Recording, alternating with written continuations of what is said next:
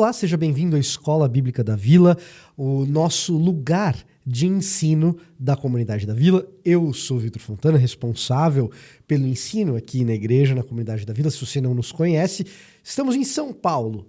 Se você está em São Paulo, fica feito o convite para você nos visitar na rua Cardeal Arco Verde, do ladinho do Shopping Eldorado, do ladinho do metrô Faria Lima, tá certo? Bom, o nosso ensino é virtual, os nossos cultos acontecem 9h30 e 11h30 da manhã, então venha nos visitar se você está em São Paulo. Se você não estiver, esse canal aqui, Comunidade da Vila, tem tudo que a gente faz. Então você pode assistir também os nossos cultos no domingo de manhã, além da Cozinha da Mensagem, que é outra forma de você ter ensino de qualidade e profundo sobre o texto bíblico. Então, se inscreve aqui na Comunidade da Vila. A gente está chegando no final do nosso terceiro módulo. Como passa rápido, cara. Estamos chegando no final do nosso terceiro módulo sobre evangelhos agora. A gente vem tratando do texto bíblico como um todo.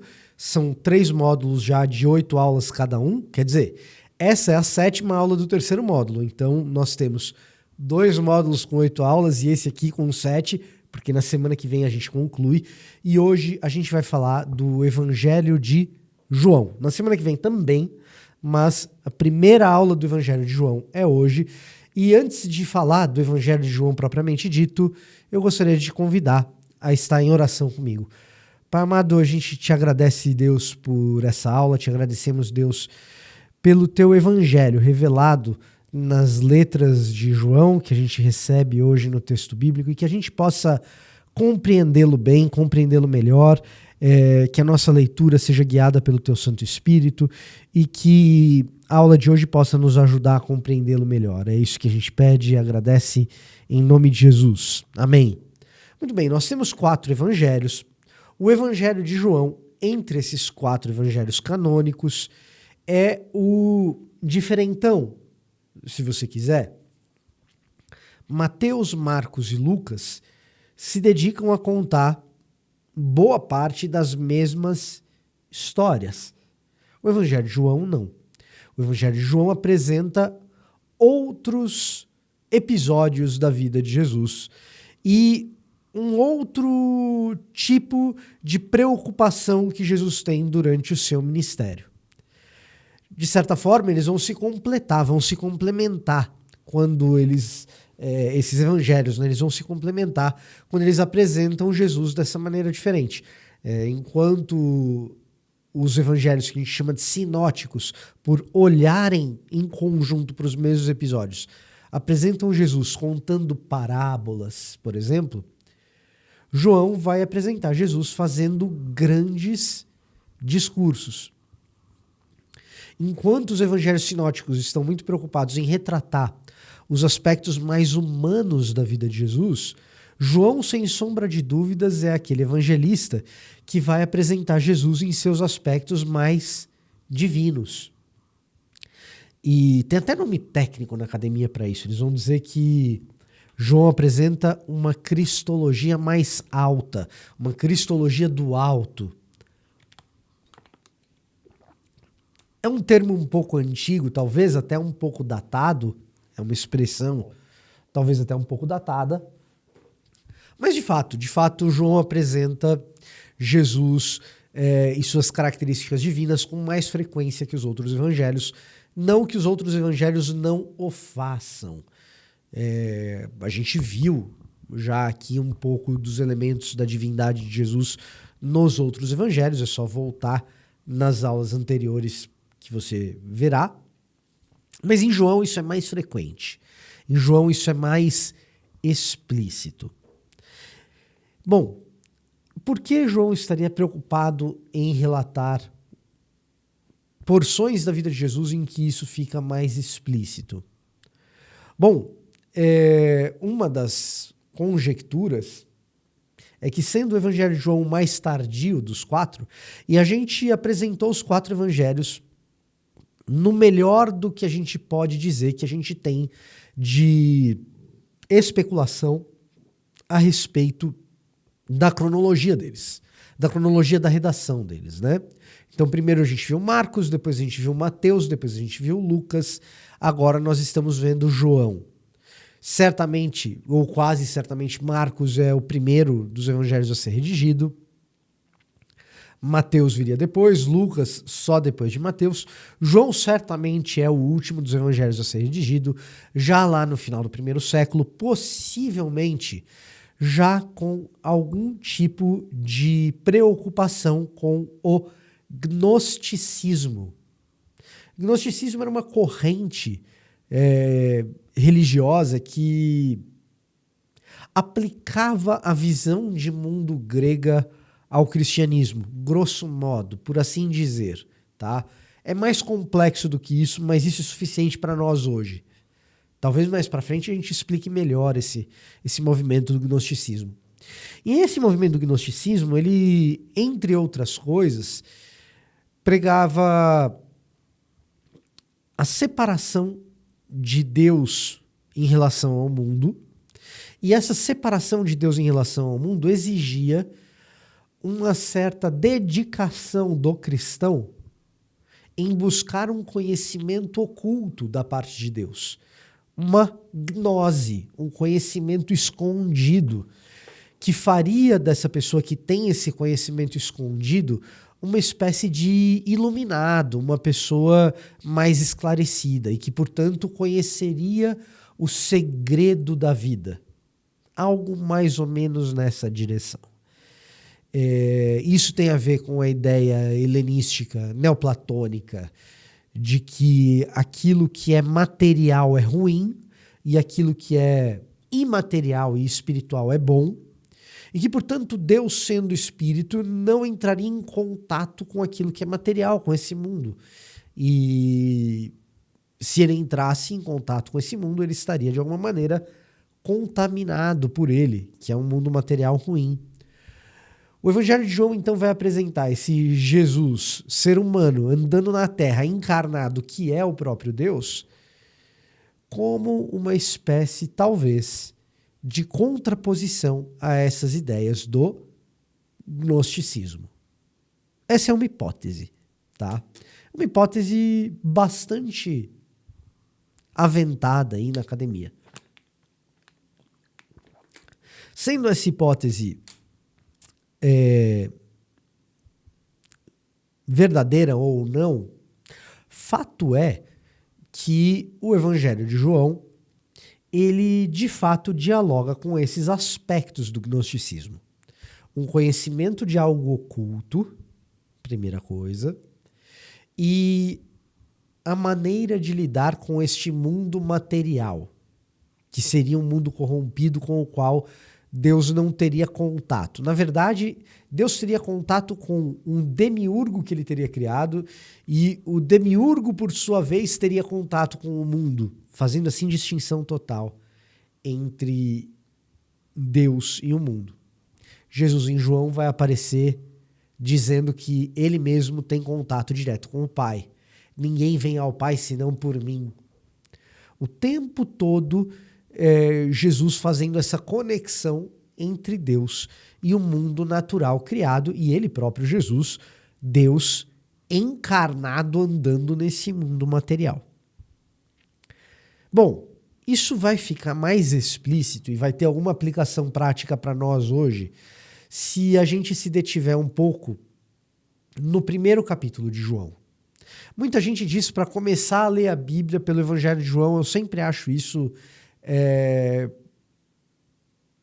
pouco inteligente, ou talvez pouco atento ao texto, porque o Evangelho de João é um evangelho difícil. Ele começa difícil. No princípio era aquele que é a palavra. O que isso quer dizer? Ou, nas traduções mais antigas, no princípio era o verbo. O verbo estava com Deus e o verbo era Deus. Por meio dele tudo foi criado, se criou. Do que João está falando? Bom, João provavelmente está falando exatamente desse contato de Deus com o mundo, por meio de uma palavra chamada Logos, o verbo, ou a a palavra ou a razão, que tem um significado enorme na cultura grega. Razão é uma das coisas mais importantes da cultura grega. Inclusive, nós temos entre os grandes filósofos da Grécia Antiga, do mundo clássico, nós temos Heráclito, que é conhecido como o filósofo do Logos. Heráclito era de uma cidade que quem conhece Bíblia está habituado com essa cidade. Heráclito de Éfeso, que segundo a tradição seria a cidade em que João se tornou bispo no fim da vida. Heráclito de Éfeso, João de Éfeso, Heráclito do Logos, João do Logos. Heráclito, o Logos está em todas as coisas, é o componente que organiza o mundo. É o componente que organiza esse mundo que a gente conhece. É a razão. É o que faz o mundo ter sentido. No princípio era o Verbo estava com Deus, o Verbo era Deus, e por meio dele todas as coisas foram feitas. Ainda que haja muita gente que seja reticente em relacionar João com Heráclito, é inevitável pensar que a audiência de João faria essa ligação. Faria essa conexão entre o Logos de João e o Logos de Heráclito. Em alguma medida, João parece ecoar aquilo que Heráclito diz, que a razão está no princípio de todas as coisas, que a razão é o elemento organizador do mundo, e João parece estar dizendo que sim, que por meio da razão, por meio do Logos, por meio da palavra, tudo que foi feito se fez, e Deus é essa própria razão. Então parece haver aí uma conexão entre João e Heráclito. Entretanto, parece haver também uma conexão entre João e o Antigo Testamento, a tradição escriturística a respeito da criação do mundo. Quando Deus cria as coisas, ele diz: faça-se a luz, e a luz se faz. É por meio da palavra, é por meio do verbo, é por meio da boca de Deus e daquilo que ele fala que as coisas passam a existir. Então, João parece estar ecoando o Antigo Testamento, como Paulo ecoa. Paulo diz que Deus chama as coisas à existência. Ou seja, ele fala e aquilo que ele diz se materializa. E João parece estar dialogando, então, com a cultura hebraica, com o Antigo Testamento, com a Bíblia hebraica. É possível que ele esteja dialogando com as duas coisas. E o primeiro ouvinte de João, possivelmente, faria conexão com ambas as coisas. Eu diria que o ouvinte de João, se em Éfeso, sendo alguém do caminho que conheceu bem as Escrituras, faria a relação com as duas coisas. Ora, por que isso é importante? Porque ao chegar no versículo 14, a gente lê que o Verbo se fez carne. Ora, essa razão criadora de todas as coisas, seja pela via helenística, seja pela via judaica, essa razão ela se faz carne. Deus entra no mundo e caminha entre nós. Quando João fala isso, o público grego que talvez estivesse acompanhando e falando, é isso mesmo, esse cara está ecoando Heráclito, o público grego vai se escandalizar. Por quê? Porque João está dizendo que Deus caminhou como carne entre nós. Ele conecta Deus com o cenário. E para minha fé e para sua fé, isso hoje, aqui, agora, no século XXI, é essencialmente relevante, tá? Nós temos muitas vezes uma ideia de cristianismo que é muito fantasmagórica, que é muito neoplatônica. Nem Platão é tão neoplatônico assim. Da gente achar que a alma é algo incorpóreo, da gente achar que o que conta como espiritual é uma distância do mundo material. Quando, na verdade, a fé cristã é uma fé que está preocupada com este mundo aqui, criado agora, que será restaurado e será um mundo físico. Veja, Jesus ressurreto, que faz parte desse mundo que virá, desse mundo vindouro, ele permite que Tomé toque as suas feridas. Ele come peixe com os discípulos. A gente viu isso lá em Lucas. E, portanto, esse mundo material, ele não é intrinsecamente ruim. Ele é um mundo em busca de ser restaurado. A restauração desse mundo material, ela é importante.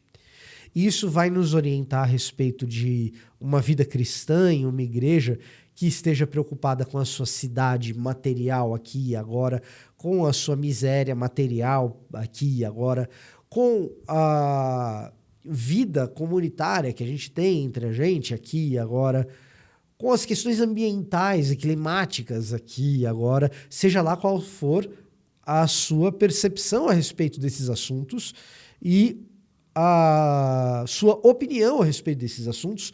O fato é que esses assuntos, para um texto que diz que Deus encarnou,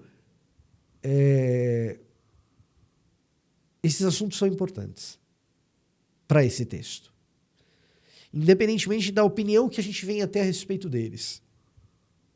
Mais para um lado, mais para um outro. O assunto em si, ele é importante para a fé. A fé, ela não é um elemento desencarnado que não faz parte do restante da nossa vida, que a gente só contempla no domingo. Ela faz parte de tudo.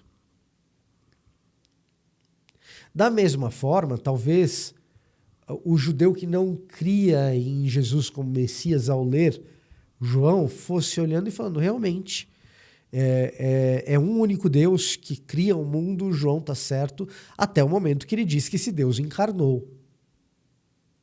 E aí ele fala, opa, como assim esse Deus encarnou? De quem que João está falando? Ah, está falando de Jesus, agora a gente tem um problema. João, ele prega uma mensagem escandalosa desde o primeiro capítulo. Desde o primeiro capítulo. Escandalosa a judeus, escandalosa a gentios. Mas ele prossegue. Porque não é só a imaterialidade do gnosticismo que João está atacando nessa passagem. Ele prossegue e mais tarde, no mesmo capítulo, ele vai insistir num tema que será repetido durante todo o Evangelho de João, que é o fato de que conhecemos ao Pai por meio do Filho. Conhecemos a Deus por meio de Jesus. Em outras palavras, Deus se fez conhecido. Para explicar a relevância disso, eu vou contar a história da minha sogra. Minha sogra é uma evangelista de primeiríssima qualidade, de uma habilidade formidável e de um ímpeto de pregar o evangelho muito grande por reconhecer o que o evangelho fez na vida dela. Eu sou um grande admirador da minha sogra, nesse sentido. E outros também, que é importante dizer, né? Mas eu sou um grande admirador da minha sogra. E ela me contava de uma oportunidade que ela estava evangelizando uma pessoa. E essa pessoa disse a ela o seguinte, olha, eu até acredito que Deus pode existir, mas se ele existe, ele é uma espécie de elefante, enquanto nós somos apenas formigas que olham para aquele volume inteiro e não são capazes de compreender o que é um elefante. Ela está subindo na unha do elefante, mas ela nem sabe que aquilo ali é uma unha, porque é muito grande para ela, para que ela compreenda. Se Deus existe, ele é para nós incompreensível. Essa pessoa disse isso para minha sogra e a minha sogra veio me contar essa história. Eu lembro bem que ela me contou isso na cozinha do apartamento dela. E ali na cozinha do apartamento dela a gente estava conversando e eu falei para ela: olha, eu acho que essa pessoa tem razão. Para surpresa da minha sogra, eu concordei com o agnóstico que ela estava evangelizando. Ateu é aquele que não acredita em Deus. Agnóstico é aquele que não acredita nem que Deus existe, nem que Deus não existe. Então, para surpresa da minha sogra, eu concordei com aquele agnóstico com o qual ela conversava e tentava evangelizar. Falei, olha, ele tem razão. A menos que o elefante se faça formiga e conte para as formigas a respeito da sua existência. E explique para elas o que é uma tromba, o que são 4 patas, o que são unhas, o que são presas de marfim, o que são orelhas. E então aquela formiga, que na verdade é elefante, vive como elefante no meio das formigas e faz o elefante conhecido.